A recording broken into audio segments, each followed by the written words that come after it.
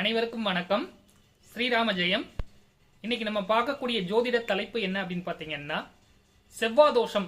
செவ்வாதோஷம் பற்றிய விதி மற்றும் விதிவிலக்குகள் பற்றி பார்க்கலாம். பொதுவா செவ்வாய் லக்னத்திற்கு 2ஆம் இடம், 4ஆம் இடம், 7ஆம் இடம், 8ஆம் இடம், 12ஆம் இடத்துல இருக்கும்போது செவ்வாதோஷம் அப்படின்னு நம்ம எடுத்துக்கலாம்.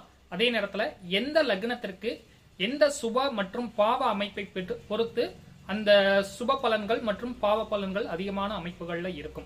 பொதுவா லக்னத்திற்கு 7ஆம் இடம் அப்படின்றது திருமண வாழ்க்கை துணையை குறிக்கக்கூடிய இடம். அதாவது ஆணாக இருந்தால் பெண், பெண்ணாக இருந்தால் ஆண்.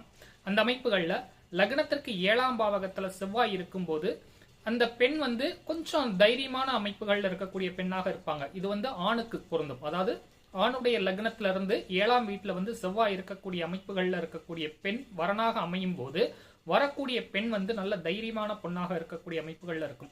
அதே மாதிரி 7ஆம் இடம் அப்படின்றது திருமணஸ்தானம் அப்படின்னு எடுத்துக்கிட்டா கூட 8ஆம் இடம் மாங்கல்ய ஸ்தானம். அந்த இடத்துல செவ்வாய் சில நிலைகள்ல இருக்கக்கூடாது. அது ஒரு சில லக்னங்கள் அப்படின்றது கணக்குல இருக்கு. அதை பத்தி நம்ம அடுத்தடுத்து பார்க்கலாம். பொதுவா லக்னத்திற்கு 7ஆம் இடத்துல செவ்வாய் இருக்கக்கூடிய அமைப்புகள்ல அதோடு பாவ கிரகங்கள் சனி, சூரியன் கூட அரை பாவர் அப்படின்ற அமைப்புகள் இருக்கிறதுனால பெரிய அளவுக்கு பாதிப்புகளை தராது. அதே நேரத்தில் சனியும் செவ்வாயும் 7ஆம் பாவகத்துல இருக்கிறது எந்த லக்னமாக இருந்தாலும் அது பெரிய அளவுக்குள்ள நல்ல பலன்களை தராது. அதே மாதிரி லக்னத்திற்கு 8ஆம் இடத்துல செவ்வாயும் ராகுவும் அதே மாதிரி செவ்வாயும் சனியும் இருந்துச்சுனாலும் அந்த செவ்வாய் திசை வரக்கூடிய காலகட்டங்கள்ல சில மாறுபாடான அமைப்புகள்ல எந்த லக்னமாக இருந்தாலும் செய்யும். அதே நேரத்துல சுப லக்னங்கள் அப்படின்னு சொல்லக்கூடிய விதிவிலக்குகளை பெற்ற மேச, விருச்சிக, சிம்ம, கடக, தனுசு, மீன லக்னங்களுக்கு பெரிய அளவுக்கு பாதிப்புகளை தராது. அதே நேரத்துல கன்னியா லக்னத்திற்கு 8ஆம் பாவகத்துல ஆட்சியான செவ்வாயோட நீச சனி சேர்ந்து செவ்வாய் திசை நடந்துச்சுன்னா கண்டிப்பாக பிரச்சனைகளை கொடுக்கும். இது அந்த செவ்வாய் திசையினுடைய வீரியம் அதிகமான அமைப்புகள்ல இருக்கிறத நீங்க செவ்வாய் திசையில கண்டிப்பாக உணர முடியும். அதே மாதிரி செவ்வாய் திசைக்கு செவ்வாயும் ராகுவும் 8ஆம் பாவகம் அப்படின்னு சொல்லக்கூடிய கன்னியா லக்னத்திற்கு 8ஆம் பாவகத்துல செவ்வாயும் ராகுவும் இணைஞ்சு செவ்வாய் திசையும் ராகு திசையும் அடுத்தடுத்து வரக்கூடிய அமைப்புகள்ல இருந்துச்சுன்னா நிச்சயமாக பிரச்சனையை கொடுக்கும். இந்த ஜாதகத்தை பொறுத்த வரைக்கும் லக்னத்திற்கு 7ஆம் இடத்துல வேற எந்த பாவ கிரகங்கள் இருக்கு அப்படின்றதையும் நம்ம பார்க்கணும். பொதுவா லக்னத்திற்கு 7ஆம் அதிபதி நீசம், கிரகணம், அஸ்தமனம் இந்த மாதிரியான அமைப்புகளை அடையக்கூடாது. அந்த அமைப்புகளோடு இந்த செவ்வாய் திசையும் ராகு திசையும் அடுத்தடுத்து வரக்கூடிய அமைப்புகள்ல இருந்துச்சுன்னா திருமண வாழ்க்கை சில நிலைகள்ல ஆயுள் சார்ந்த அமைப்புகள்ல கூட பிரச்சனையை ஏற்படுத்தக்கூடிய அமைப்புகளை கொடுக்கும். அது போக 2ஆம் இடமான குடும்பஸ்தானத்துல செவ்வாய் இருக்கக்கூடிய அமைப்புகள்ல என்ன மாதிரியான பிரச்சனைகளை கொடுக்கும் அப்படின்னு பாத்தீங்கன்னா, 2ஆம் இடம் அப்படின்றது ஒரு ஜாதகத்துல வாக்குஸ்தானம். அந்த வாக்குஸ்தானத்துல செவ்வாய் இருக்கக்கூடிய அமைப்புகள்ல சில நிலைகள்ல என்ன ஆகும் அப்படின்னு பாத்தீங்கன்னா, குடும்பம்ன்றது கொஞ்சம் அட்ஜஸ்ட் பண்ணி தான் போகணும்.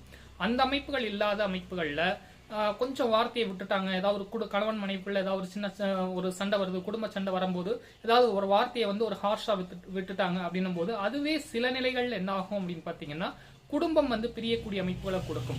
2ஆம் பாவகத்துல ஆட்சியான செவ்வாய் அது பாவ கிரகமான சனி பார்த்தாலும் 2ஆம் பாவகத்துல சூரியன் இருந்து, ஏன்னா சூரியனும் செவ்வாயும் உஷ்ண கிரகங்கள் அப்படின்றதுனால 2ஆம் பாவகத்துல செவ்வாய் இருந்து அதோட சூரியனும் இணைந்து இருக்கும்போது சில நேரங்கள்ல கொஞ்சம் பொறுமையா ஹேண்டில் பண்ண மாட்டாங்க. டக்குன்னு எடுத்தோடனே பேசிட்டு அதுக்கப்புறம் கொஞ்சம் பிரச்சனையை ஏற்படுத்தக்கூடிய அமைப்புகளை கொடுக்கும். அப்படின்றதுனால செவ்வாய் 2ஆம் பாவகத்துல இருக்கும்போது அதை நம்ம தோஷம்னு எடுக்கிறத விட இந்த மாதிரியான பலன்களை கொடுக்கும் அப்படின்னு எடுத்துக்கலாம். அதாவது வார்த்தையிலே கொஞ்சம் பிரச்சனையை கொடுத்துரும். அதனால அதையும் கொஞ்சம் கேர்ஃபுல்லா ஹேண்டில் பண்ணணும்.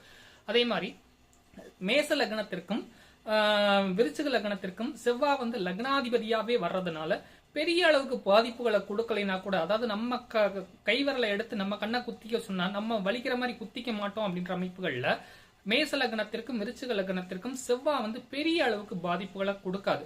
அதே நேரத்துல சில லக்னங்களுக்கு உதாரணமா இப்ப துலா லக்னம் எடுத்துக்கலாம். துலா லக்னத்திற்கு 2ஆம் இடத்திற்கும் 7ஆம் இடத்திற்கும் அதிபதியாகிய செவ்வாய் லக்னத்திற்கு 10ஆம் பாவகத்துல நீசமாகும் போது குடும்ப மற்றும் களத்திர ஸ்தானாதிபதி நீசமாகித்தான் 10ஆம் பாவகத்துல திக்பலம் அப்படின்னு சொல்லக்கூடிய அமைப்புகளை அடையுது. இது நான் ஒரு கட்டுரையை நான் பேஸ்புக்ல ஆல்ரெடி எழுதியிருக்கேன்.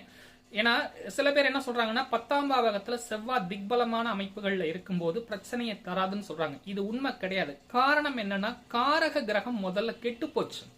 காரக கிரகம் கெட்டு போச்சுனாலே வந்து உங்களுக்கு நல்ல பலனை எதிர்பார்க்க முடியாது. குறிப்பா வந்து துலா லக்னத்திற்கு 7ஆம் இடமான களத்திரஸ்தானாதிபதி திக்பலமே அடைந்தாலும் முதல் அமைப்புகள்ல நீசம் அப்படின்னு சொல்லக்கூடிய அமைப்புகளை அடைஞ்சு அதுக்கப்புறம் தான் திக்பலம் ஆகிறாரு. அது மட்டும் இல்லாம இங்க குடும்பஸ்தானத்திற்கும் அதிபதியா வர்றதுனால துலா லக்னத்திற்கு 2ஆம் இடத்திற்கும் 7ஆம் இடத்திற்கும் அதிபதியாகிய செவ்வாய் லக்னத்துக்கு 10ஆம் பாவகத்துல திக்பலம் ஆனாலும் அது பெரிய அளவுக்கு நல்ல பலனை தராது அப்படின்றத நீங்க புரிஞ்சுக்கணும்.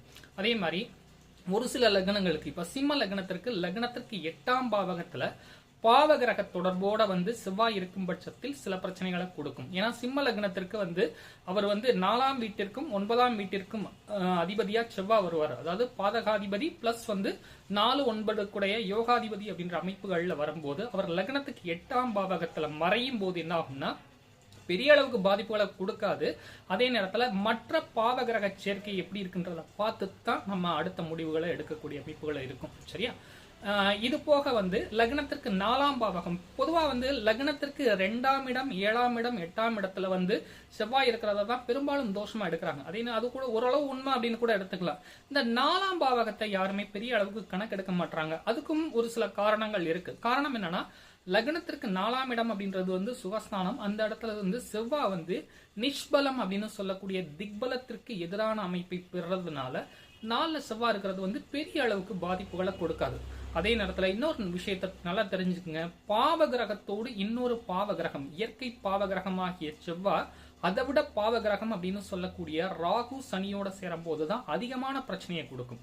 அதுவும் வந்து எந்த லக்னம் அப்படின்றத தெரிஞ்சுட்டு தான் அந்த லக்னமே இருந்தாலும் அந்த தசாபுத்திகள் நடைமுறையில வருதான்றதையெல்லாம் பார்த்துட்டு தான் நம்ம இந்த பலனையெல்லாம் சொல்லணும்.